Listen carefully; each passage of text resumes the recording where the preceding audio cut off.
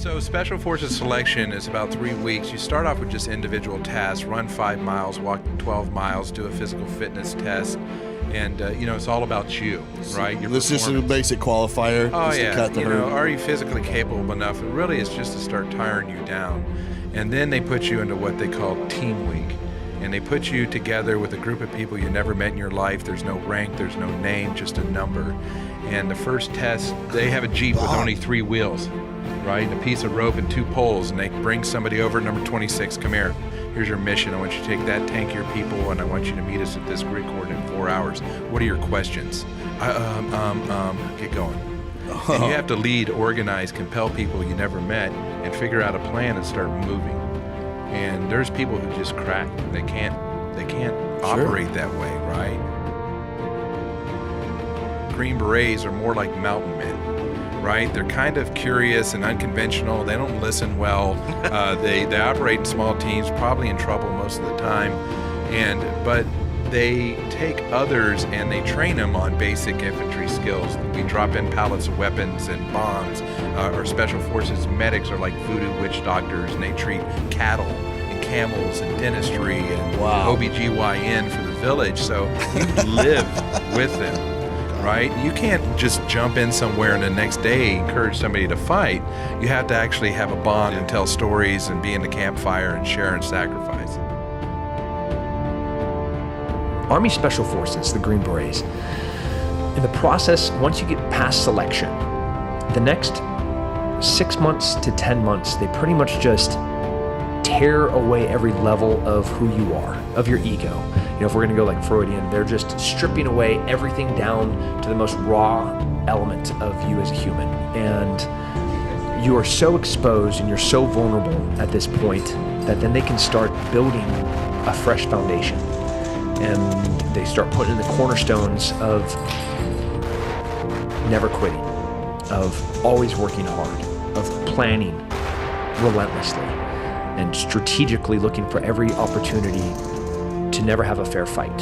If I'm gonna go and kick a door in and there's 4 bad guys in there, cool, I'm gonna have 250 dudes with me. We're all gonna have better guns, we're all gonna have better ammo, we're gonna have better sights, because we never wanna fail again, because we felt so raw and exposed.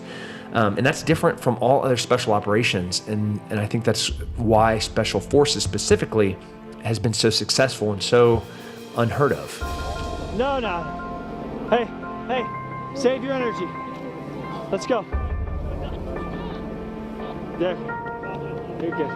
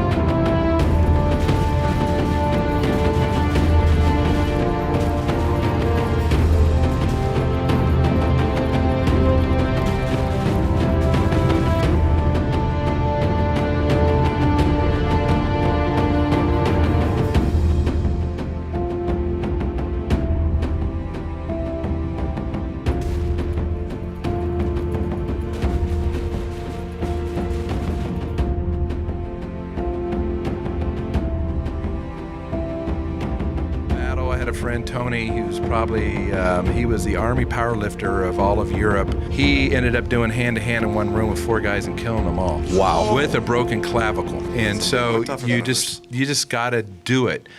And, sometimes you'll run into a room and guys will surrender right there. Sometimes, they'll start shooting and you're just, going. We have multiple ways to infill, whether it's airborne, air assault, vehicles, walking. You analyze the mission right in front of you. There's this compound, there's 50 houses around it. You know, they can hear the helicopters coming because of the height of the mountains around it. We have everything in our arsenal. You truly plan your own mission, and then you tell the leadership what assets you need, the type of guns you need, right? The distances you'll be engaging, the type of aircraft that'll support you in case things go wrong. You just bomb the piss out of it and scoop it up later. So all of these things become, you know, part of your planning mission. And I can show you in a dirt hut us making mock villages out of cartons. Like driving X's and O's and like backyard football same type thing, right?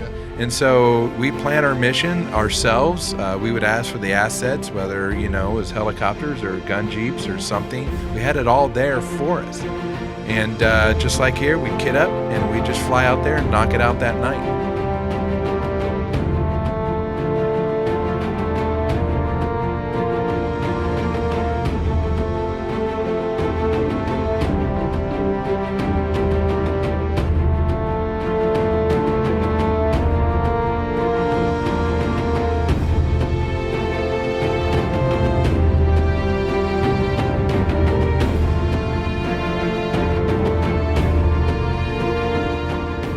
I've served in the Army for 23 years, and Special Forces has been the best experience of my life.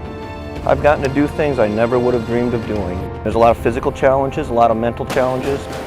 The thing we bring to the table, which conventional forces seem to value the most, is our ability to operate in small units with little or no supervision, sound, mature decision-making, and our language skills.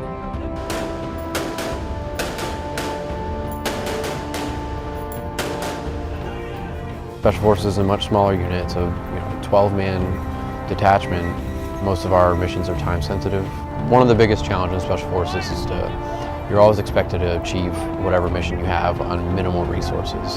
You might not have your full rations of food because you have equipment that you need to carry.